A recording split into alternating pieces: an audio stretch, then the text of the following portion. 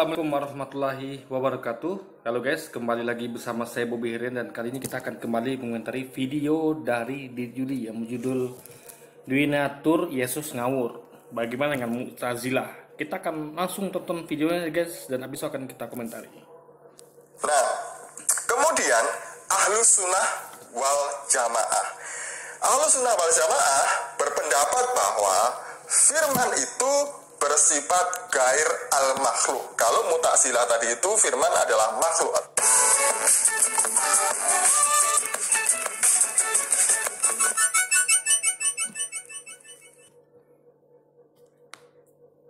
Shalom saudaraku, salam damai sejahtera di dalam kasih Kristus. Berjumpa lagi dengan saya. Di Juli kita akan belajar berapologetika bersama-sama di channel ini.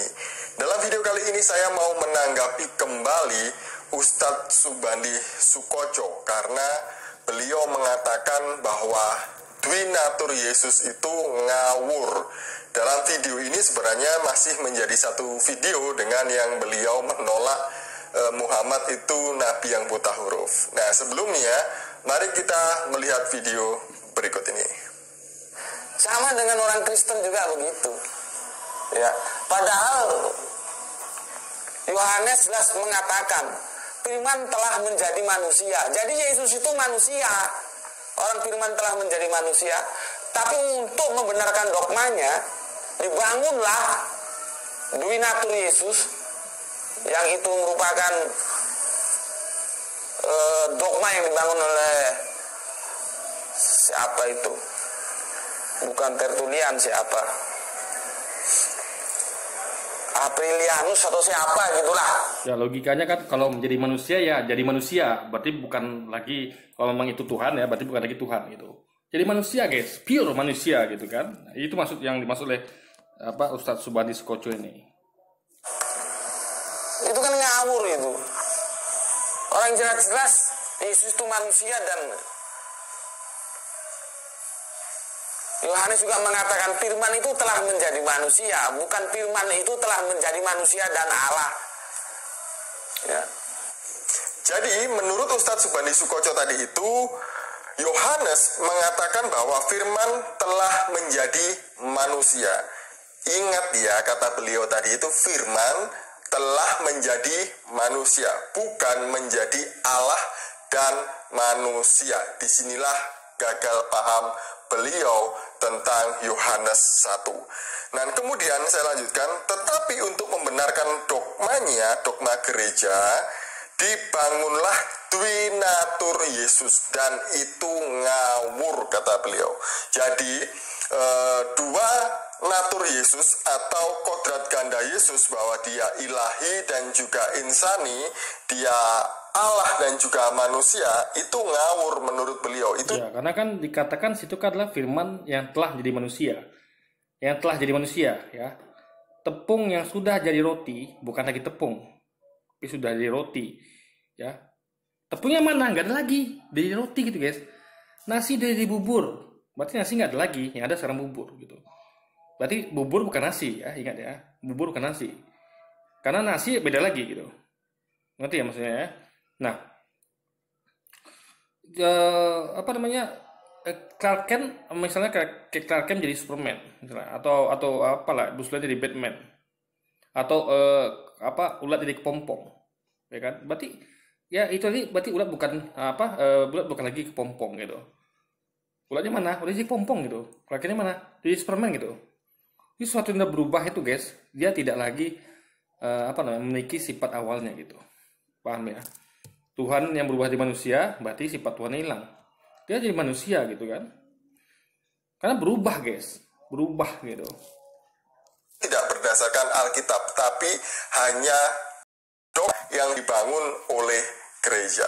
Sebenarnya kalau kita melihat di dalam Yohanes 1 ayat 1 sampai 14, di sana dijelaskan dengan sangat jelas dan sejelas-jelasnya tentang siapa Yesus sebenarnya. Di sana dituliskan oleh Yohanes mengenai kodrat ganda Yesus. Dimulai dari ayat 1. Ingat, pada Yohanes mulanya ini adalah yang ngaku murid Yesus ya, yang hidup sezaman sama Yesus. Yohanes seperti Paulus itu bukan murid-murid awal beliau. awal beliau adalah Al-Hawariyun, 12 pengikut awal. Ini sudah orang-orang yang mengaku gitu. Makanya untuk cek apakah mereka benar adalah harus dicek, cross check dengan cocokkan dengan Yesus pernah ajarkan, guys. Dan ini ajaran mereka tidak sama dengan Yesus ajarkan gitu. Ya kan? Adalah firman, dan firman itu bersama-sama dengan Allah, dan firman itu adalah. Nah, ini adalah kalimat yang aneh, yang nggak masuk akal. Ya. Pada mulanya adalah firman. Ya. Firman itu bersama-sama dengan Allah, dan firman Allah. Bagaimana bisa sesuatu yang bersama-sama dengan Allah dikatakan Allah? Ya. Yang bersama-sama dengan Yuli apa? Coba. Apa? Ya. Anggap saya bersama-sama dengan Yuli. Apakah saya di Yuli? Tidak. Saya adalah oknum lain yang bersama-sama dengan dia. Sesuatu yang bersama-sama dengan dia bukan dia. Paham ya? Ini kalimat bahasa Indonesia standar loh, guys. Ya kan? Ini makanya ini kalimatnya sudah ngaco gitu. Firman itu bersama-sama dengan Allah, dan firman itu adalah Allah gitu. Ini bahasa dari mana gitu kan? Kok bisa begininya gitu. Apa namanya? Tidak, tata bahasanya tidak beraturan, guys. Ya, nah. Lalu dikatakan kalau firman itu adalah firman yang kayak mana dulu gitu. Ini lebih mingguan lagi, ya, nggak masuk logika, nggak masuk akal. Karena firman itu adalah apa yang Allah katakan. Ingat, Allah berfirman di Kejadian, jadilah terang, jadilah dia. Ingat ya, Allah berfirman, jadilah terang, jadilah dia. Berarti Allah itu sudah berfirman gitu. Jadi jadilah terang itu adalah salah satu firman Allah. Berarti firman Allah adalah kata-kata Allah. Allah dalam menciptakan sesuatu itu dengan firman, dengan jadilah terang, atau dalam bahasa Arab itu adalah kun fayakun, jadilah terang, jadilah bumi, jadilah langit, gitu kan? Nah, jadi berarti firman itu adalah kata-kata dia, ya. Jadilah itu, dan juga yang disampaikan Yesus, kabar baik itu adalah firman Allah, gitu kan? Kabar baik Injil yang disampaikan Musa, Taurat itu adalah firman Allah, ya. Kemauan Allah gitu. Apa yang Allah sampaikan, apa keinginan dia mau jadikan sesuatu, dia mau memerintahkan ini itu semua firman Allah. Nah, sekarang pertanyaannya lah, firman Allahnya mana yang jadi manusia itu? Apakah firman dia yang berkata kun fayakun tadi, jadilah gitu, terang itu? Apakah firman dia yang berkata kepada Musa bla bla bla bla bla gitu? Yang mana satu gitu? Paham nggak? Nah, kalau firman itu semuanya Anda katakan, berarti setelah firman itu jadi manusia, pada waktu itu Allah bisu. Paham nggak? Allah nggak bisa lagi menciptakan apa-apa, ya. Karena ingat, dia menciptakan itu dengan firman-Nya, jadilah terang, jadi terang gitu. Menciptakan manusia, jadilah manusia, ya. Dia menciptakan manusia, ya kan Allah terus-menerus nih melakukan penciptaan nih. Hingga detik ini Allah terus-menerus menciptakan penciptaan, menciptakan pohon, menciptakan hewan, ya. Baik melalui kelahiran maupun kayak hewan amuba belah diri gitu kan, atau tumbuh tunas lewat dari telur. Itu Allah terus menerus melakukan penciptaan. Dia terus mengatakan jadilah gitu kan. Karena dia menciptakan sesuatu dengan kata jadilah, kayak yang di kejadian, kitab Kejadian. Jadilah terang, jadilah matahari, jadilah apa segala macam gitu kan. Nah, kalau firman itu dikatakan telah jadi manusia, ya, firman yang mana? Coba jawab. Masuk akal nggak? Karena sama kayak saya berkata-kata banyak, guys. Ya, saya perintahkan istri saya misalnya, "Dek, tolong ambil minum, ambil makan, tolong." Saya berkata, "Hei, kamu, saya perintahkan begini ya." Firman kata-kata saya mana yang berubah jadi saya yang lain gitu, anggap berubah jadi saya yang lain. Kata-kata yang mana? Kalau semua kata-kata saya dikumpulkan lalu berubah jadi sesuatu yang lain, berarti pada waktu itu saya bisu. Itu paham ya? Ini nggak masuk akal, guys. Makanya doktrin firman jadi manusia itu nggak masuk akal. Ngerti ya? Paham ya? Nah, tapi tapi kalau julukan sang firman, oke. Kenapa Yesus mendapat julukan sang firman? Setiap nabi itu julukannya sang firman, karena mereka menyampaikan firman dari Allah gitu. Ya, Yesus menyampaikan kabar baik Injil dari Allah gitu. Ini kalimat ini sudah tidak make sense, guys. Kalau Anda mau gunakan nalar logika ya banyak pertanyaan yang harus Anda jawab. Firman yang mana jadi manusia itu? Lalu apakah firman yang jadilah itu, atau firman yang mana? Apa firman yang di Musa itu, yang Taurat Musa, yang ingat Israel Tuhan Allah kita Esa, firman yang mana jadi manusia? Kalau semuanya berarti pada waktu itu Allah bisu dong, ya kan? Karena firmannya udah berubah di manusia, udah nggak ada lagi firmannya, udah jadi manusia, sama Yesus gitu kan?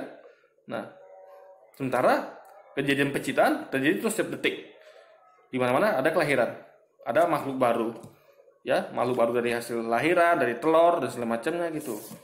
Nah, jadi nggak bisa firman Allah itu jadi apa-apa nggak bisa. Kenapa? Karena Allah terus berfirman tiap hari guys, setiap detik. Jadilah ini, jadilah ini, jadilah ini. Dia ngatur alam semesta ini, siapa yang ngatur? Allah yang ngatur. Dia memerintahkan malaikat-malaikatnya, memerintahkan semuanya, ya kan? Malaikat urus ini, malaikat pengurus rezeki urus ini, malaikat pengurus nyawa ambil nyawa orang ini. Dia melakukan perintah-perintah guys, setiap hari, setiap detik gitu. Ya, makanya firmannya nggak mungkin jadi manusia, nggak mungkin, ya kan? Karena dia firman tuh melekat dengan dirinya gitu, bukan bersama-sama dia, tapi adalah firman itu ya adalah sesuatu yang dia sendiri gitu, sesuatu yang keluar dari kalau manusia tuh lisannya, kalau dia tuh ibaratnya outputnya dia tuh firman, apa mau dia tuh dijabatkan melalui firman itu, dia maunya apa, jadilah dunia, lakukan ini, lakukan itu, hindari ini, hindari itu, ya kan? Itu firman itu seperti itu guys. Jadi nggak mungkin jadi manusia. Karena kita itu terjadi, ya kan? Kalau itu seluruh firmannya jadi manusia, berarti dia nggak punya lagi kemampuan untuk kun fayakun, memerintahkan segala sesuatu gitu. Itu logika berpikirnya. Allah. Jadi firman atau sang logos itu adalah Allah sendiri. Mungkin ingat, sang firman itu adalah gelar ya, sang firman. Makanya gelarnya sang firman. Bukan dia firman Allah itu sendiri. Maksudnya sang firman itu adalah sama kayak sang utusan, sang juru bicara gitu. Orang yang menyampaikan apa titahnya dari yang dijadikan dia oleh bicara itu guys. Logika berpikir seperti itu ya. loh, kok bisa seperti itu? Ya saya balik bertanya lah, kalau firman Allah bukan Allah, lalu apanya Allah? Firman Allah ya, itu adalah yang keluar dari Allah, outputnya Allah gitu. Paham ya? Ya. Sama kayak saya nih. Kata-kata saya adalah saya apa tidak? Kata-kata saya. Bukan. Kata-kata saya adalah yang keluar dari mulut saya, lisan saya. Firman Allah ada yang keluar dari Allah. Allah sendiri bukan firman. Firman itu adalah sesuatu yang keluar output dari Allah itu sendiri. Ya. Sama kayak saya lagi berkata-kata, ya. Itu output dari saya adalah kata-kata itu. Saya bukan kata-kata saya. Ngerti ya? Tapi orang tanda saya dari kata saya. Oh, itu si Bobby yang ngomong. Ya. Saya siapa? Si Bobby. Yang ngomong, omongan itu saya bukan. Itu omongan saya. Omongan milik saya. Firman berarti milik Allah, bukan Allah itu sendiri, ingat ya. Allah punya firman, punya kata-kata yang dia menjadikan ini itu segala sesuatu, jadilah ini. Sampai sekarang dia masih berfirman ya, jadilah ini, jadilah itu, jadilah lahirlah anak kecil, jadilah ini, gunung meletus segala macam gitu kan. Nah, itu firman itu melekat sama dia, bukan dia firman itu, enggak. Paham ya? Firman adalah milik dia. Itu loh guys, logika berpikirnya. Lucu ya mereka menolak seperti ini. Dan kemudian Ya Anda lucu, nggak ngerti bahasa gitu kan, nggak paham logika Anda, nggak nyampe nalarnya yes. Dan kita lanjutkan bahwa sang firman atau logos itu dia adalah pencipta dari segala yang ada. Kita bisa melihat di dalam ayat yang Ya, maka saya sepakai logika tadi. Kalau sang firman itu adalah pencipta dari segala yang ada, itu saya setuju. Ya, tapi dalam artian tidak jadi manusia. Kenapa? Ingat, Allah sampai sekarang masih mencipta.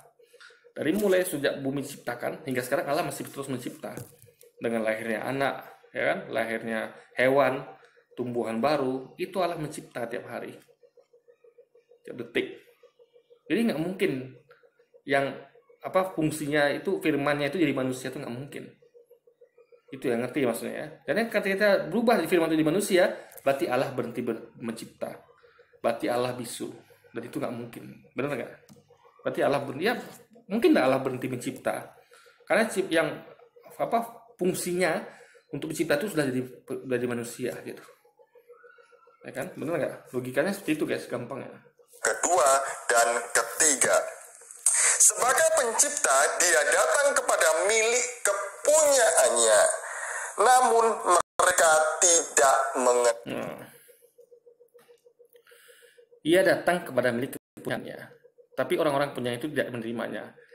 Guys, ya, ini agak rancu. Kenapa saya katakan? Yesus berkata, ya, Bapa yang memberikannya kepadaku, ya. Umat Israel itu Bapa yang memberikannya. Jadi itu sebenarnya bukan milik dia, milik Bapanya. Ya. Justru dia itu menerima itu dari Bapanya. Yang miliknya itu Bapanya gitu. Dia justru adalah gembala domba. Umatnya domba, Yesus gembalanya.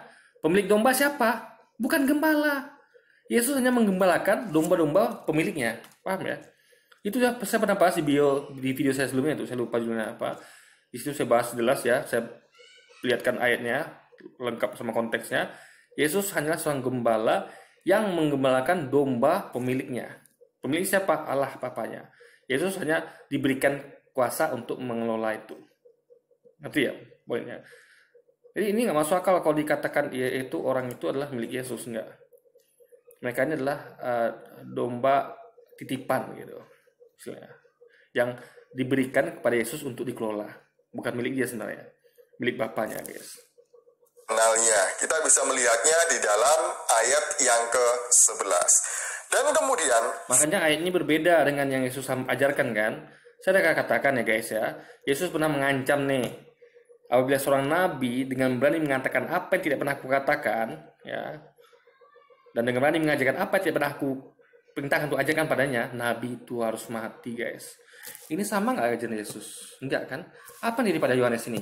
Coba Anda baca sejarahnya. Ya, orang-orang kayak Yohanes ini ya, itu ada yang salib terbalik, ya, ada yang dipancung kepalanya, disalib, disalib kuda sampai mati, ada yang dimasukkan dalam kuali mendidih dan segala macamnya, guys. Itu ancaman Yesus terbukti. Makanya jangan pernah mengatakan atau mengajarkan apa yang tidak pernah Yesus katakan atau ajarkan untuk perintahkan ajarkan kepadanya, guys. Jangan pernah, guys. Bahaya, karena Yesus sudah mengancam kan. Makanya ancaman Yesus terbukti. Jadi mereka ini bukan martir. Padahal ada lihat orang-orang yang dikatakan martir bukan martir. Karena Yesus pernah mengancam. Dan Yesus nggak mungkin bohong gitu. Ancamannya pasti terbukti. firman yang sehakikat dengan Bapa itu Tambah-tambah sama dia kan, firman yang sehakikat dengan Bapa. Ini cuma ada dikatakan firman itu telah menjadi manusia. Ya. Firman itu telah menjadi manusia. Ditambahkan dia dengan sehakikat dengan Bapa gitu. Luar biasa nih, guys. Ya.